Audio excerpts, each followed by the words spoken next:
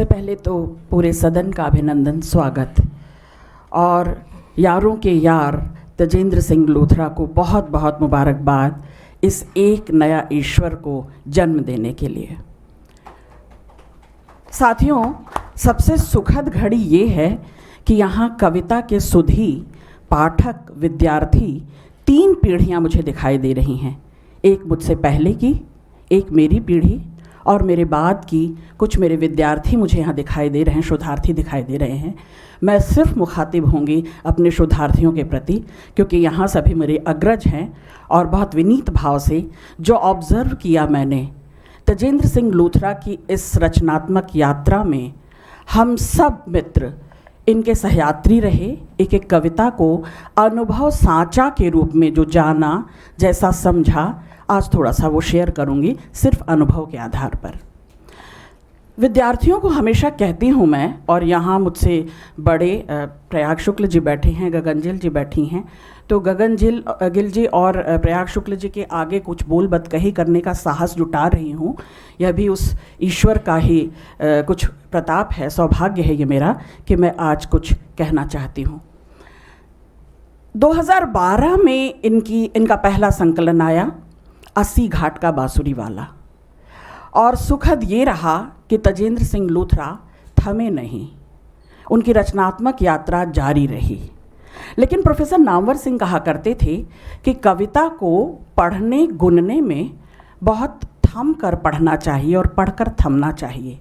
एक बारगी एकदम तुरंत प्रतिक्रिया से बचना चाहिए कि कविता एक सलीका है, और उस सलीके को पढ़ने में और थम कर छपास की बेचैनी न होने में, छपने की कोई बेचैनी बेकली उनको थी, लेकिन छपने की बेकली नहीं थी। यही वजह होगी कि 11 वर्ष लग गया, दूसरा संकलन आया।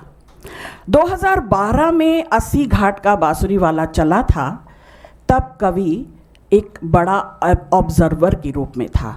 तजेंद्र सिंह लूथरा को मैं उस समय ऑब्जर्वर के रूप में देखती हूँ, क्योंकि रचयिता जो है, रचनाकार जो है, वो एक्स्ट्रा सेंसिटिव प्राणी होता है। वो सोसाइटी को बहुत ऑब्जर्व करता है, अपने इर्द गिर्द को ऑब्जर्व करता है। और ऑब्जर्वर के तौर पर वो देख रहा था अपने समाज को, समाज में व्याप्त जो वर्चस्व की राजनीति पसरी थी, और केवल वर्चस्व की राजनीति नहीं, रसूखदारों, ओहदेदारों, पद प्रतिष्ठा पर रहने वालों में जो पर्यावरण में प्रदूषण फैला था, कवि उसको भी ऑब्जर्व कर रहा था। लेकिन वो ऑब्जर्वर था। इन 11 वर्षों की यात्रा तय करते करते, और हर कविता को जब हमने गुना, तो इनके मुँह से भी सुना और पढ़ा, तो पढ़कर ये लगा कि अब एक्सटेम्पोर ये कवि पूरी तरह से रचनात्मक पक कर तैयार हो गया है, और अब वो एक्शन लेता है, एक्टिव पार्टिसिपेशन कर रहा है। केवल ऑब्जर्वर नहीं रहा, बल्कि वो सक्रिय होकर, बहुत सक्रिय होकर प्रतिरोध, अपना असंतोष, अतृप्ति, अस्वीकार दर्ज भी करा रहा है। तब वह ऑब्जर्व कर रहा था, आज वो एक्टिव पार्टिसिपेंट बन चुका है। और ये मुझे लगा बहुत सुखद है। ये बधाई के पात्र हैं निश्चित तौर पर। बहुत बहुत मुबारक कि कविता के इस मुकाम को आपने इन 11 वर्षों में तय किया, लेकिन आपकी ग्रोथ को लगातार हम लोग देख रहे थे, और इस अनुभव सांचा की बात मैं शेयर कर रही थी। इनके पास वही 3 टूल हैं जो हम सबके पास होते हैं, जो कविता का पाठक समाज जानता है। संवेदना का धरातल होना चाहिए, अनुभवों का समृद्ध खजाना होना चाहिए, और बहुत सारी सुधियाँ, स्मृतियाँ होनी चाहिए। और तजेंद्र के पास ये तीनों हैं। स्मृतियों का खजाना भी है, संवेदनात्मक धरातल भी है, और इनके पास अनुभव का समृद्ध संसार भी है। एक सरकारी आदमी बड़ी असरकारी कविताएं लिख रहा है, ये स्वागत योग्य होना चाहिए।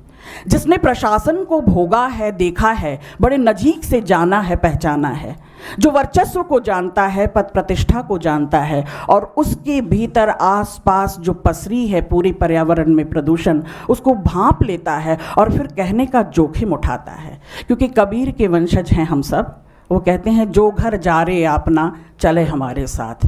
तो तजेंद्र चल पड़े हैं उस यात्रा पर। जो घर जा रहे अपना, घर यानी अपनी आसक्तियों को, विषय वासनाओं को, अपनी इच्छाओं को, कामनाओं को, दैहिक लौकिक भौतिक सारी कामनाओं को अगर वो जार कर इस यात्रा में शामिल हो गया है तो ये कोई साधारण यात्रा नहीं है और हम सब इसके साखी बन रहे हैं। इसलिए मैंने कहा कि कबीर भी तो यही किया करते थे ना जो तजेंद्र कर रहे हैं। मैं कबीर से जोड़ रही हूँ क्योंकि मैं तजेंद्र को उनका वंशज मान रही हूँ कि वो उस अनुभव साझा की बात करते हैं। एक शब्द कबीर का बड़ा प्यारा लगता है मुझे, बोलनहारा। तजेंद्र बोल रहे हैं, अब ऑब्जर्वर से अब वो बोलने लगे हैं, एक्टिव पार्टिसिपेंट हो गए हैं, एक्शन में आ गए हैं। और जब जब वो एक्शन में नहीं आते जिन कविताओं में, तो मैंने ये देखा, ये पाया कि उनकी बेकली बेचैनी कविता में फूट पड़ती है, वो रिलीज़ कर देते हैं वहाँ। और ये बहुत सच्चा सुच्चा रिलीज़ होता है। कविताएं अच्छी नहीं होती, आह और वाह नहीं होती। कविताओं को हमेशा सच्चा होना चाहिए और वो अनुभव साझा मुझे दिखाई देता है। यहाँ एक कविता का उल्लेख हुआ था, अरबी घोड़ा। गुलजार साहब ने इनको बेतकल्लुफ़ी का कवि कहा। सचमुच में तकल्लुफ़ होती भी नहीं कविता में। कविता आपको अपने में समोल लेती है और आप कविता में जीने लगते हैं। एक दो कविताओं का उल्लेख करूंगी मैं क्योंकि उसको मैंने बहुत ध्यान से देखा। अरबी घोड़ा, इसको मैं अपने ढंग से जो समझती हूँ थोड़ा सा, और इसी बहाने तजेंद्र से एक दो सवाल करूंगी। बहुत हो चुका अब, ये पंक्ति ही मारक है। जैसे बहुत सहने के बाद कि अति हो गई, अब तो बहुत बर्दाश्त कर लिया। बहुत हो चुका अब, एक हाथ से नोच लूं आंखें बुझाती चमड़े वाली ऐनक। ये आंख दोस्तों केवल नज़र भर नहीं है, ये दृष्टि है, ये दृष्टिकोण है, ये नज़रिया है। नज़रिया छीना जा रहा है समाज से, नज़रिया छीना जा रहा है। देखने की कुव्वत जिसके पास है उसका नज़रिया छीन लिया जा रहा है और उसके पास एक चमड़े की ऐनक चढ़ा दी जा रही कि देखो हमारे चश्मे से दुनिया को देखो, समाज को देखो। उस घोड़े को इस तरह से जो बांधा गया था, मैं किरण मिश्रा जी से बिल्कुल सहमत हूँ, लेकिन थोड़ा सा उसका मुझे लगा कि इस तरह से भी इसकी एक व्याख्या होनी चाहिए, इस तरह से भी इस कविता को देखा जाना चाहिए। दूसरे से उतार फेंकूं दम घोंटती काठी, दम घोटू माहौल को, अपने परिवेश को भी तजेंद्र सिंह लूथरा बहुत सचेत होकर देख रहे हैं, बहुत सचेत होकर परख रहे हैं जो दम घोट रहा है। तीसरे से चीर दूं जुबान खींचती लगाम, जुबान अभिव्यक्ति। हमसे आपसे ज़्यादा कौन ये जानेगा कि आज कितना ज़्यादा जोखिम हो गया है, अभिव्यक्ति का खतरा कितना अधिक बढ़ गया है। आज क्या सचमुच वो अभिव्यक्ति की आज़ादी है? जो बोल रहा है, जो बोलनहारा है, वो कितनी दूर तक और कब तक बोल पाता है, उसको कब कैसे कहाँ चुप कर दिया जाता है, कैसे उस पर प्रहार बनाए जाते हैं, बलाघात बनाए जाते हैं। चौथे से काट दूं मर्म मारती मुश्किल, ये मर्म ही है जो कविता का प्राण तत्व है। सारे मानवीय सरोकारों का, सारे सामाजिक सरोकारों का ये मर्म न हो, ये करुणा न हो, तो आप सोचिए कि पूरी समूची सृष्टि ही किस ओर जा रही है। तो इस मर्म को भी, और मुश्कें, ये मूछ और पूंछ वाला वर्चस्व को ढोता हुआ अधिकारी जो जो जो सत्ता में है, जो शासन में है, जो प्रशासन में है, जो ताकतवर है, उसी के पास तो है ये मुश्कें। और वो जुबान खींचती लगाम, चौथे से काट दूं मर्म मारती मुश्कें, पांचवें से खोल दूं भ्रमित करती रकाब। घोड़े पर चढ़कर जिससे ऊपर हम पीठ पर उस पर सवार होते हैं घोड़े पर, वो रकाब खोल दूं भ्रमित करती रकाब और स्वतंत्र कर दूं। यही आज़ादी के मायने ही दरअसल कविता के मायने होते हैं। उन्मुक्त हो जाना, उन्नयन की ओर उठने को आज़ाद कर देना, हर ग्रंथि से, हर गांठ से, हर बंधन से आज़ाद कर देना और स्वतंत्र कर दूं अपनी पहचान। मुझे दो चीज़ें मिली, जैसे ऑब्जर्वर और मैंने एक्टिव पार्टिसिपेंट कहा, दो चीज़ें और मिली, क्राइसिस ऑफ वैल्यूज़ और क्राइसिस ऑफ आइडेंटिटी। हर कविता में ये मुझे मिला है। ये देखते एक भ्रम होता है कि एक नए ईश्वर की बात हो रही है। दरअसल इस संकलन में एक नया आदमी भी है, नोटिस कीजिएगा। वो नया आदमी कभी अधूरा आदमी है, कभी गूंगा आदमी है, कभी एक कम महत्व वाला आदमी है, कभी एक मादक स्त्री से एक तरफा प्रेम करता आदमी है, कभी एक साहसिक कविता लिखता हुआ आदमी है, कभी पीछे मुड़कर अपने अतीत को झांकता, उनको याद करता, बड़ी शिद्दत से उनसे जुड़ा हुआ आदमी है। तो ये कम महत्व वाला आदमी राजेश जोशी के उसे इत्यादि से जाकर मिल जाता है। मुझे बहुत बहुत ज़्यादा ये समझ में आया कि ये कम महत्व वाला आदमी हर घर में है, यहाँ वहाँ हमारे बीच में भी वो कम महत्व वाला आदमी ज़रूर बैठा हुआ है।